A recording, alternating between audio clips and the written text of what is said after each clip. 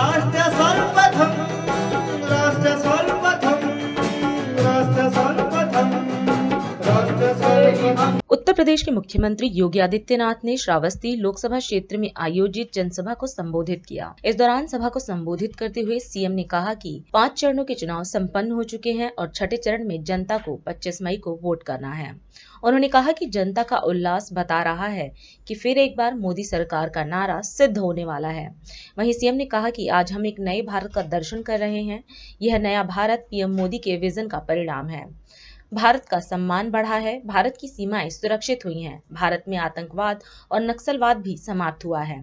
साथ ही सीएम ने पीएम मोदी के नेतृत्व में हुए विकास कार्यों का जिक्र किया और बीजेपी प्रत्याशी के समर्थन में वोट की अपील की।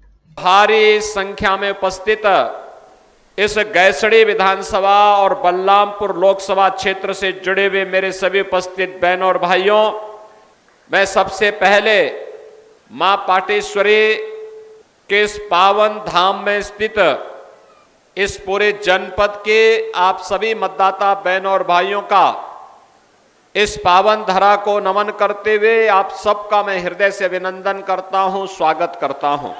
आप सब जानते हैं कि लोकसभा चुनाव के 5 चरण संपन्न हो चुके हैं और छठे चरण में आप सभी को अपने मताधिकार का उपयोग 25 मई को करना है।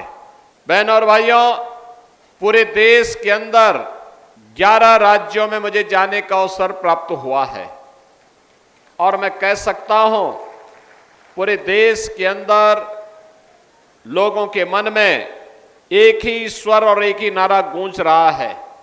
हर एक जनता की एक ही तमन्ना है और वह तमन्ना उनके नारों में गूंज रहा है कि फिर एक बार, बहनों और भाइयों, पूरे देश के अंदर हमने एक नए भारत का दर्शन किया है। आज जो परिवर्तन हम सबको नजर आ रहा है, ये मोदी जी के परिश्रम का, उनके विजन का, उनके मिशन का परिणाम है।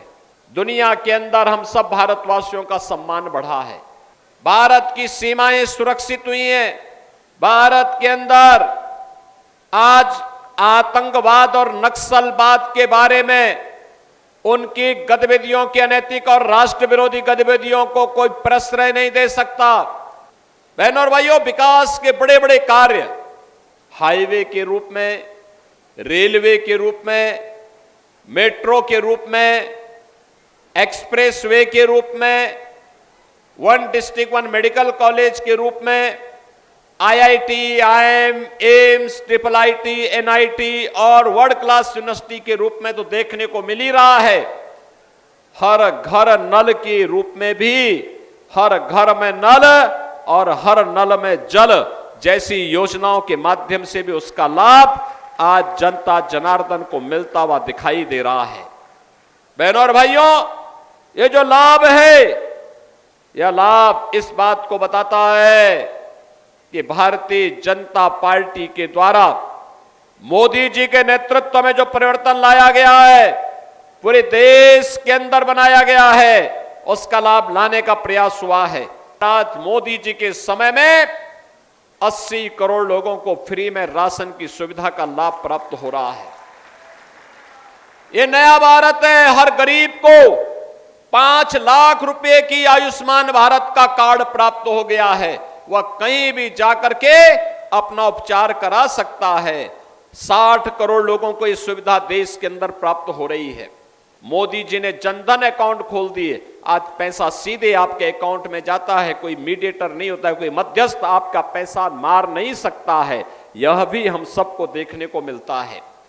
किसान को किसान सम्मान निधि का लाभ प्राप्त हो रहा है। 12 करोड़ किसान देश के अंदर किसान सम्मान निधि का लाभ प्राप्त कर रहे हैं। 12 करोड़ गरीबों के घर में शौचालय बन गए हैं।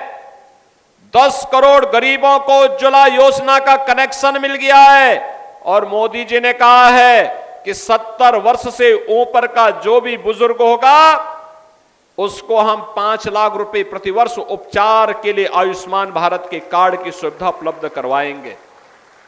राशन की सुविधा अनवरत जारी रहेगी।